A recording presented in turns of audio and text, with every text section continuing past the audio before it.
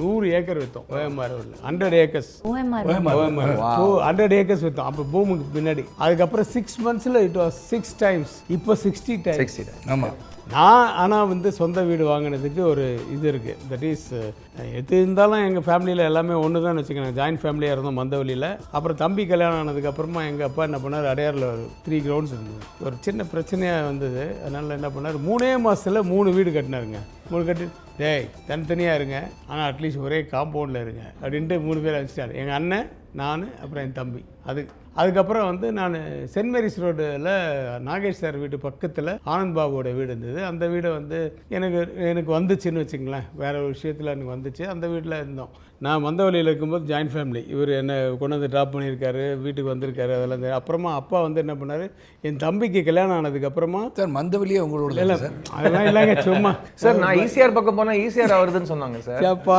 ஒரு ஏரியாவில் அந்த மாதிரி ஒரு மந்தவெளியில் ஜாயின்ட் ஃபேமிலி இல்லை. எங்கே போய் நான் நிறைய லேண்ட் எதுவும் வாங்கினது இல்லை. எந்த லேண்ட் பார்த்தாலும் இந்த இடம் பார்க்கணும் சார், ஆல்ரெடி கேஸ் வைக்குமா சார், அந்த பக்கம் பாருங்க, ஏங்க பார்க்க விட மாட்டேங்குது. இல்லை அது உண்மையாகவே ஈஸியார்லப்பா. ஒரு நிமிஷம், ஈஸியாக ஜாயின்ட் ஃபேமிலி ஜாயின்ட் ஃபேமிலி இல்லைங்க, அது ஜாயிண்டா அந்த வீடுகள்லாம் சேர்த்து ஜாயிண்டா வச்சிருக்காரு. ஹலோ அது கேஸ் வைக்குவார் எஸ்டேட்ஸ். நீங்க தப்பா சொல்றீங்க. ஈஸியார்ல OMRல பாத்தீங்களா, இனிஷியல் மாறிடுச்சு. ஆக்சுவலா அந்த பூம் இருந்ததுல 2006ல 2005ல அப்பா இறந்தாரு. 48 வருஷமா அவர் கொஞ்சம் கொஞ்சமா வாங்கி சேர்த்ததை 2006ல நாங்க வித்துட்டோம். அது முத நான் வந்து வாங்கின சொத்து அதுதான், நான் கட்டின வீடு அதுதான். அது வந்து லேண்ட் வாங்குறதுக்கு காசு இருந்துச்சு அப்போ, ஒரு 10 லட்ச ரூபா தான் அப்போ. அது வாங்கிட்டா, ஆனால் 25,000 rupees தான் கேஷ் இருந்தது. அதுக்கப்புறம் கேஷ்னா மீன் அக்கௌண்ட்டில் இதை வச்சுட்டு எப்படி வீடை கட்டுறது, படம் நடிக்கணும், நடித்து கட்டணும், சிந்தனை ஓடினாலும் உழைப்பின் மீது நம்பிக்கை இருந்ததுனால சரியாக ஆரம்பிச்சிடும். லேண்ட் வாங்கியாச்சு, கட்டிலான்னு சொல்லி கிணத்தை வந்து முதல்ல நார்த் ஈஸ்ட் கார்னரில்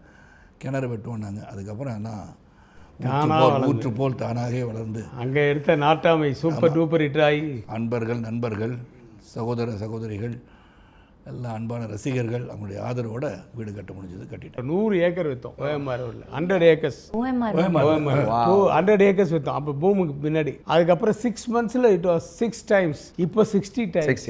ஆமாம். நான் ஆனால் வந்து சொந்த வீடு வாங்கினதுக்கு ஒரு இது இருக்குது. தட் இஸ் எது இருந்தாலும் எங்கள் ஃபேமிலியில் எல்லாமே ஒன்று தான் வச்சுக்கோங்க. ஜாயின்ட் ஃபேமிலியாக இருந்தோம் மந்தவெளியில்.